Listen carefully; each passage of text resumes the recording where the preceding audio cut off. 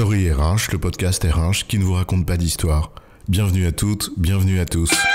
No, I'm not a writer. Okay. Dans cet épisode, nous allons vous parler d'intelligence artificielle et de discrimination. L'intelligence artificielle est de plus en plus présente dans le monde de l'entreprise et véhicule de nombreuses promesses. Gain de temps, gain de coûts, efficacité, limite du risque d'erreur, automatisation des tâches répétitives, etc. Mais parfois on entend aussi que l'intelligence artificielle est une solution contre les discriminations. Fausse promesse ou réalité? C'est quoi l'histoire? Avant d'accuser l'IA d'être discriminante ou de lui attribuer des vertus salvatrices, il est important de savoir de quoi l'on parle.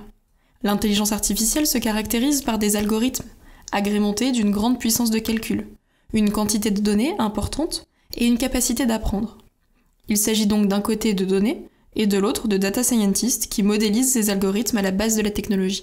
L'intelligence artificielle n'a d'ailleurs d'intelligent que son inégalable puissance de calcul et de déduction, mais certainement pas une capacité critique à questionner son cadre de référence. Ainsi, elle reproduit ce qu'elle connaît, provenant des données qu'on lui a fournies. Si ces données reflètent la réalité, alors elles reflètent également les discriminations rampantes qui s'y trouvent. Oui, c'est exactement ça. Les données sont le reflet de la réalité de l'entreprise à un instant T. Mais rien n'indique a priori que cette réalité, à cet instant T, soit non discriminante. Il faudrait alors, pour que l'intelligence artificielle ne soit pas elle-même discriminante, que les données dont elle se nourrit ne reflètent pas la réalité telle qu'elle est, mais telle qu'elle devrait être. Oui, mais alors pour ça, il serait nécessaire de faire un travail amont sur les données utilisées pour créer l'intelligence artificielle, et également sur les propres biais et stéréotypes des humains qui sont à l'origine de celle-ci. Oui, tout à fait. On parle souvent de quantité de données pour l'intelligence artificielle. On entend souvent dire qu'il faut des données en grande quantité. C'est vrai, mais ce n'est pas suffisant.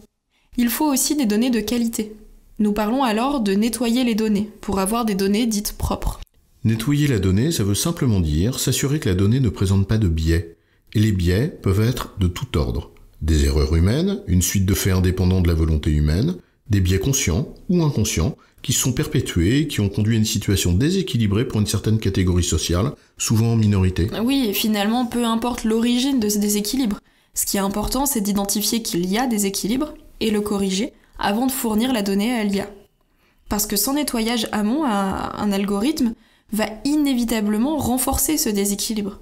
Rappelez-vous, il ne remet pas en cause le modèle qu'on lui fournit. Oui, c'est typiquement ce qui s'est produit avec l'outil de recrutement d'Amazon qui a fini par privilégier les hommes blancs pour des postes de développeurs puisque la donnée lui indiquait que c'était les hommes blancs qui réussissaient davantage dans cette fonction. Exactement, c'est le risque. Il est donc important de nettoyer les données. Et là, les créateurs ou les créatrices de cette intelligence artificielle ont un rôle essentiel à jouer. En fait, de la même manière que les développeurs nettoient la donnée d'erreurs en corrigeant les fautes de frappe et d'orthographe, normalisant les terminologies, supprimant les doublons, il est important qu'ils consacrent également leur nettoyage à la recherche de biais potentiels. Tout à fait, c'est de la responsabilité des développeurs et des data scientists. Mais pas seulement. Cette responsabilité est aussi portée par les clients, les utilisateurs finaux de l'intelligence artificielle. Ici, par exemple, les directeurs, directrices des ressources humaines, qui sont commanditaires sur le projet. Tu as raison, et ça se passe à deux niveaux. Tout d'abord en amont. Bien souvent, ce sont les entreprises clientes qui fournissent leur propre base de données comme terrain de jeu pour l'intelligence artificielle.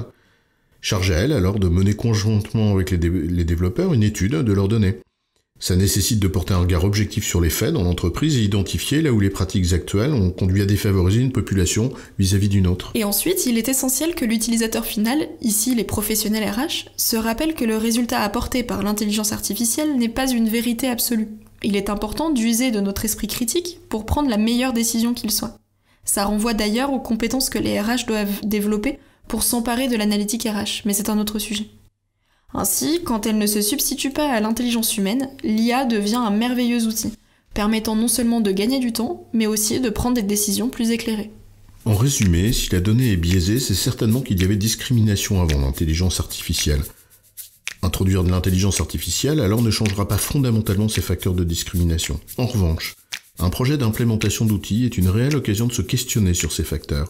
D'abord pour créer un outil moins discriminant, mais aussi, et surtout, pour devenir à l'avenir plus attentif et que ces biais, devenus désormais conscients, ne se perpétuent plus. L'IA devient finalement un prétexte pour questionner les pratiques humaines et les faire évoluer. J'ai bon, chef? Oui, tu as bon, mais on va pas en faire toute une histoire.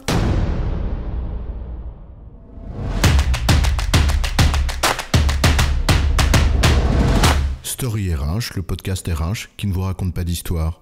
Retrouvez tous les épisodes sur storyrh.fr.